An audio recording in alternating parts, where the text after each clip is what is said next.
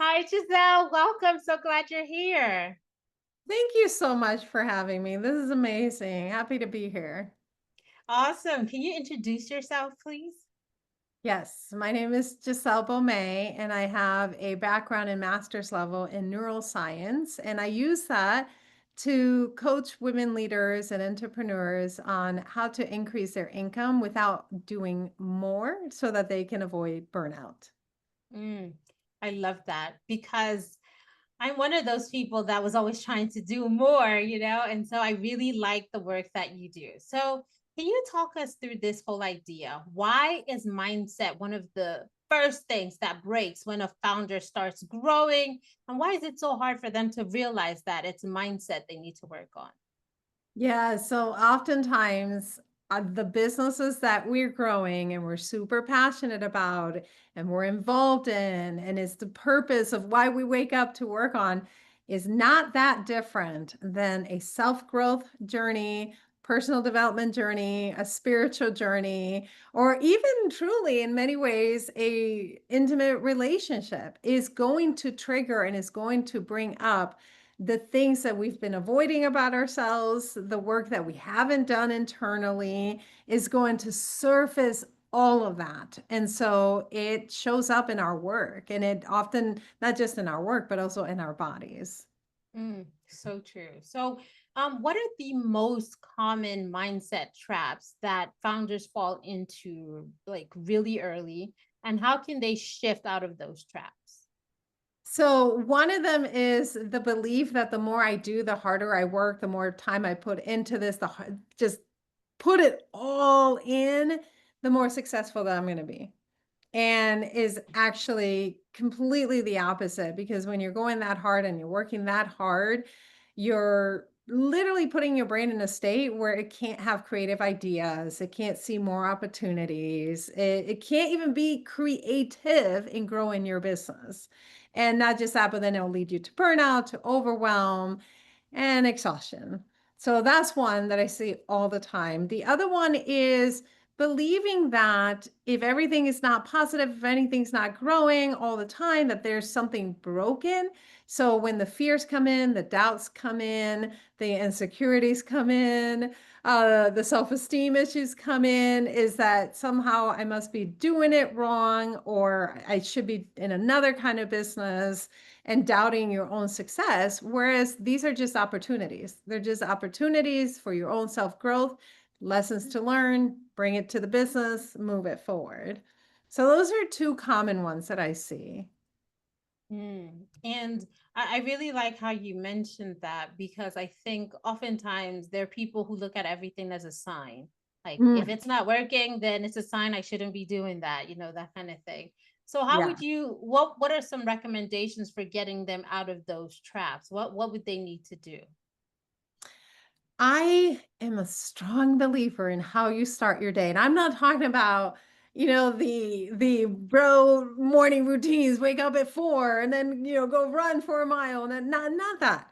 I'm talking about holding your morning for really sacred time. The first 30 minutes that you wake up, you are very, very programmable in your subconscious mind. And you get to decide at that moment how the rest of your day is going to flow and be. So instead of jumping right into the work or checking the emails or seeing the latest progress, is holding the mornings for sacredness and creating a ritual or routine, a set of practices that calm your nervous system, that help you to process any thoughts that might be journaling, that might be just getting on your computer and starting to just write what's coming out of you. And it might look like meditation time as well that you do. Anything that grounds you and helps your nervous system. And also affirming to yourself what your day is going to be. Who are you going to be in that day? Because growing a business is also a process of becoming, is the person that you're becoming as you're doing that work. So that would be number one. Number two is having a set of identifying in the beginning what's going to help me create the most momentum, and what are the hours where I can do that most effectively? So instead of thinking I will work 9 hours a day and then I will be more productive is it actually 4 hours of really focused work that you do and then you're done? And then the third thing would be add play. Your brain needs play, stillness, pauses to be able to give you new ideas, for you to see new opportunities, for you to be more creative. And that might be going for a walk without any devices, or going surfing, or going to nature and just sitting in a park bench for a little bit, or whatever, just easy flow hobby or thing that you do that doesn't require you to work your mind, but to just be. That alone will move you so much faster for success than if you skip these really what seems like simple things, but they're actually really powerful things, not just for your body, but for your brain. Wow. You make it sound so easy and simple. And I mean, it is simple, but I know it can be so hard for me, especially that 30-minute pause in the beginning of your Yes. day, because I find that I just want to get up and get things done on my Get to-do going. list. Get going, because if you're ambitious, which you are, if you start a business, you're an ambitious person. So if you're ambitious and you're passionate about what you do and you really believe in the work that you're doing, yeah, you want to get out of bed and start right on it. And but there is so much work that actually does happen in that 30 minutes that you just allow for yourself, that's going to make the rest of your day so much more valuable and productive. That's so good. And I'm glad that you mentioned that. It's such a powerful thing, because since you suggested it, you recommended it to me, I've been trying so hard to do that, and I find that I get a lot of my creative ideas and stuff like that. It might not be during that time, but at least it kind of preps me to get it, you know. So, and that's really Mhm. important when running a business. So, thank you for mentioning that. Yes. Now, I want to talk a little bit about teams. Oftentimes we don't realize how our mindset affects our team members.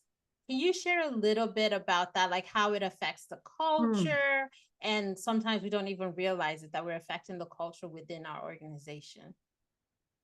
Okay, I have an actual real life example for this. My daughter started a new job, and so she was with her new manager. And later I asked, how did it go? How did your first 3 days of work go? And she said, it's almost like he rushes and he's stressed even at the simplest things. So therefore, I'm rushing and I'm stressed and I don't even know why. So the energy that you bring to your team is the energy that tells them, how should I be as well? And when you're placing your team in an energy where they're feeling rushed or they're feeling stressed or anxiety, or they need to be going hard all the time, they can't take a break, then you're affecting their own productivity as well. So it's so important that you show up in the way that you would like to see your team be as well. That's so good. Wow. So I know we talked a little bit about like morning routines, and that's awesome. I'm wondering if you can take us through what you would feel like a productive day, a great day, a day that you are really paying attention to your mindset and investing in that mindset work. What could a day like that look like? Well, you wake up and you feel good. So, Mm, and then that would have started, the evening before, but to take you through the day, it would be you wake up and you feel good. You decide at the moment, who am I going to be today? Because you get to decide. That is truly just a decision. Who am I going to be today?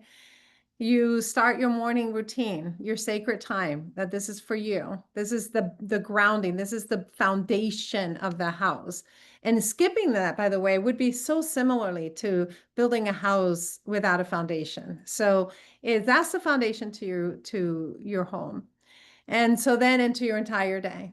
And then it's deciding what are the most key important things that are important for me to do. Because another thing, being a founder, is there's a lot of stuff that you could be doing that isn't actually creating any momentum or having any impact or moving you forward. So what are the key things that I'm going to be working on? And what are the things that I'm going to be outsourcing or delegating to my team?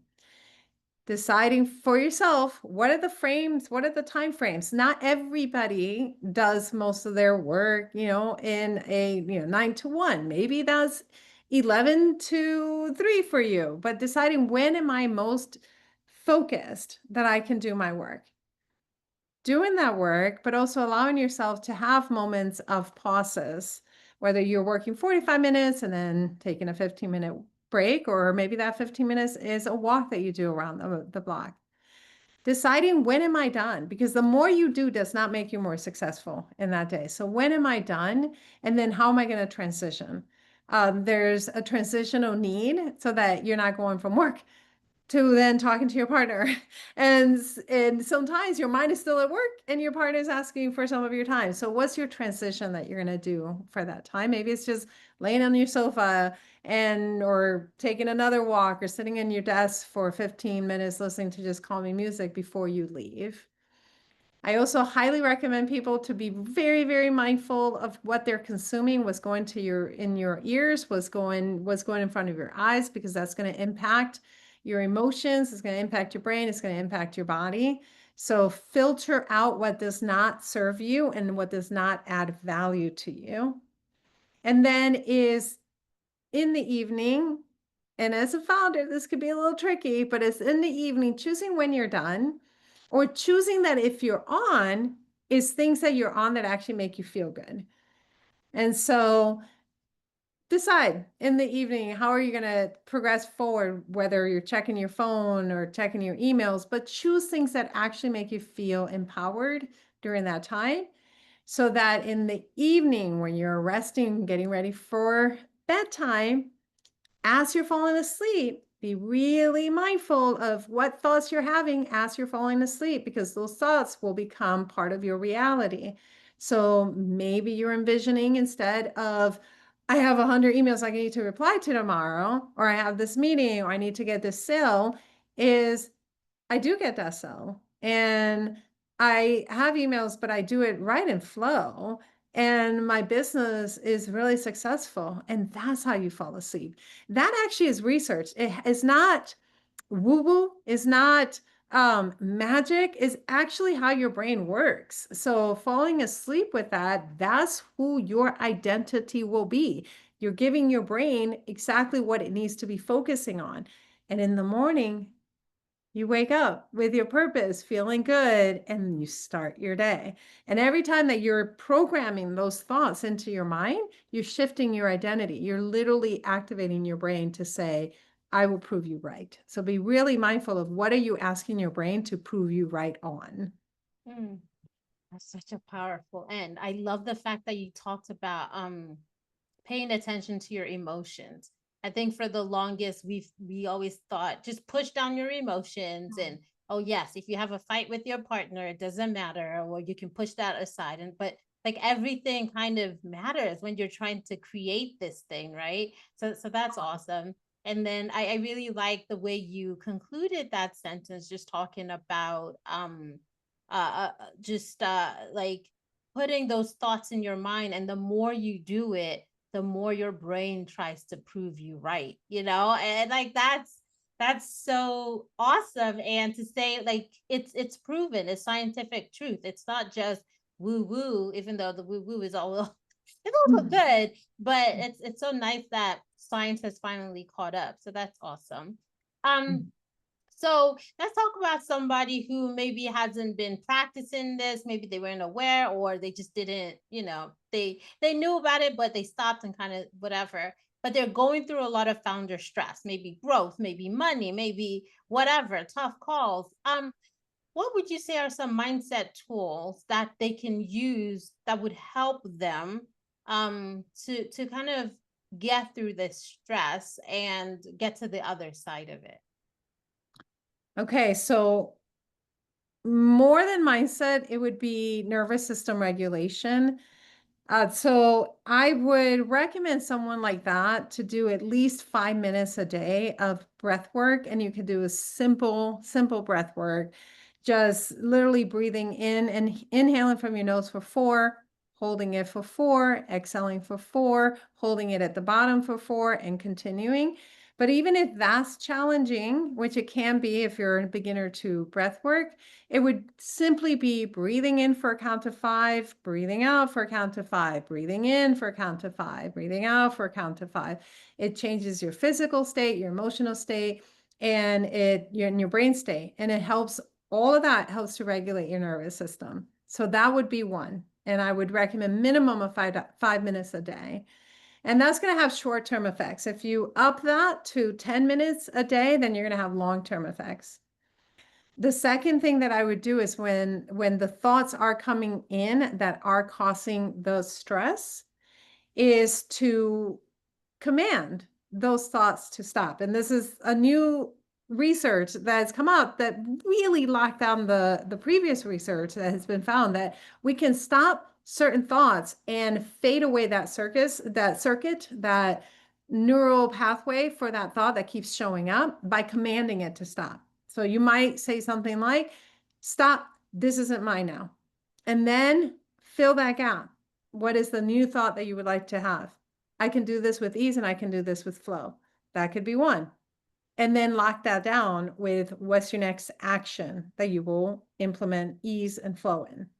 Those two things alone, so nervous system regulation, commanding your thoughts, choosing those thoughts are going to make a huge difference.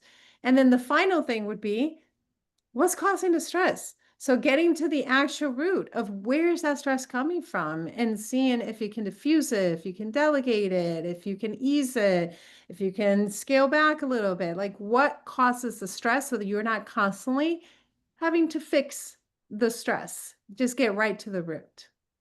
Mm, so good. And this is one of the things I really enjoy about the work you do.